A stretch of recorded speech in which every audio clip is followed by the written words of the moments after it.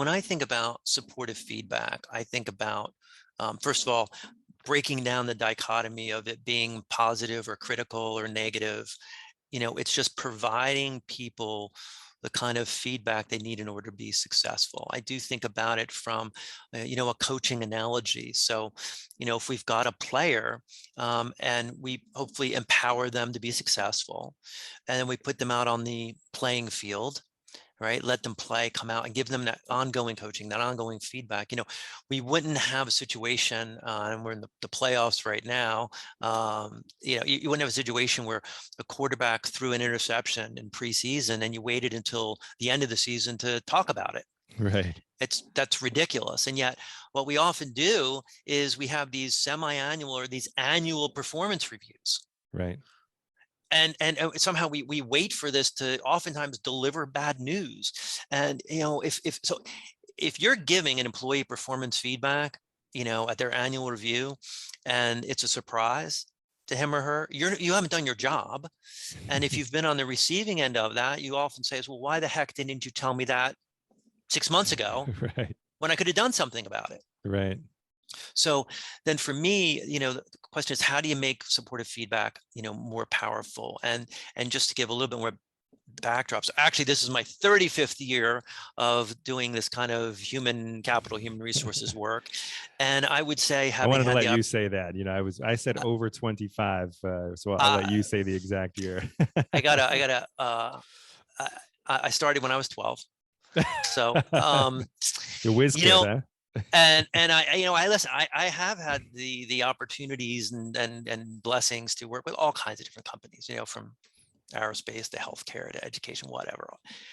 And I think the one common denominator, and this goes beyond professional, this goes into like us as human beings, the challenge of having straight conversations with people. And so there's fear. So oftentimes the supportive feedback, or people think about giving negative feedback, and they're scared somehow to do that. And it's funny, Matt, because I've seen even the most high level executive, they'll tell me, I'm coaching one of their people, well, this guy's really got to work on this or that, right? Well, have you told them that? Well, no. Well, why not?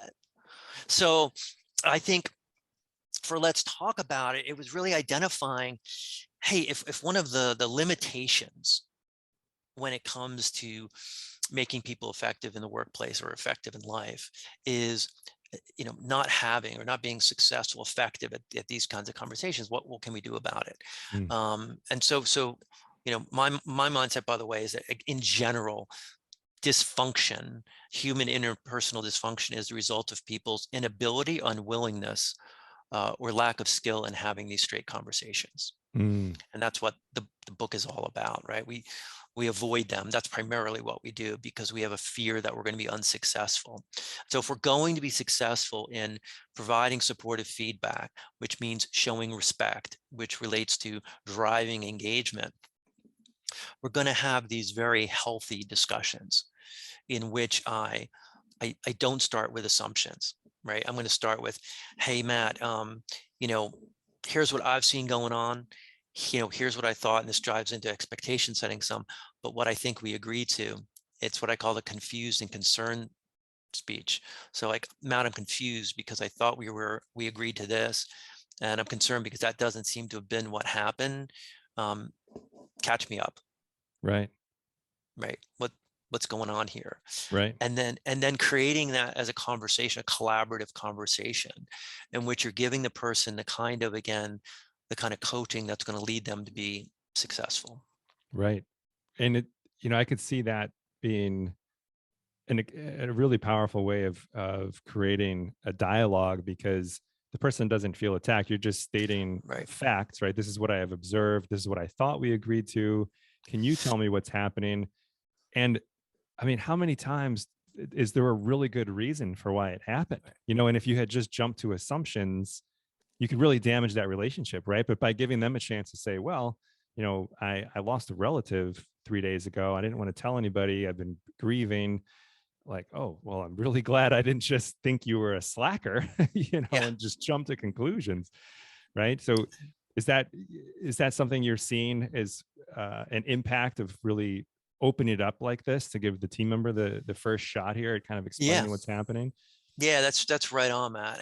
And I think that most of us come to conversations, what we view as maybe potentially difficult in some way, just making assumptions that we know everything, we have all the facts. Right. And so my approach is, hey, I probably don't have all the facts, or I don't have them right. So I would go, hey, Matt, here's my understanding of what's going on here. Tell me what I don't know, or tell me what I've got wrong. Mm, And just as you said, I mean, it takes down those defenses, right? It makes it this collaborative dialogue with the other person. And that's, boy, what a different way to say, hey, Matt, why didn't you do this? Which gives the underlying thing, again, the defensive is, I'm accusing you of something, whether it's accusing you of being stupid or right. lazy or insubordinate. What positive is going to come out of that? Right. It's just it's an attack. So we probably immediately go to defensive mode, right? And you're not going to have a good conversation from Or there. attack back. Yeah. Yeah.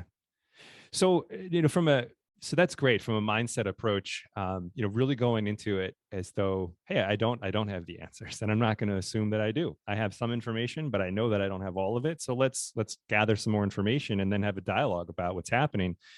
From a tactical perspective, could you share, I noticed that you talk about the importance of it being ongoing, right? Where we don't want to just wait for a biannual or annual performance review. Like, how often, and we also don't want to only give feedback when people are doing something that isn't in line with the expectations that we created, right? We want to be giving feedback continuously. So what would you suggest for how often do we give feedback? Is it when a big project is accomplished, or is it a time interval? Like, what's your guidance there? Man, that's a great question, Matt. So sort of what's the cadence? Yeah. So if we go back to a specific problem or issue, and I always say this, one of the things you always want to do is literally put it on the calendar when we're going to talk again about it, because otherwise the next time we're going to talk about it is when there's a problem.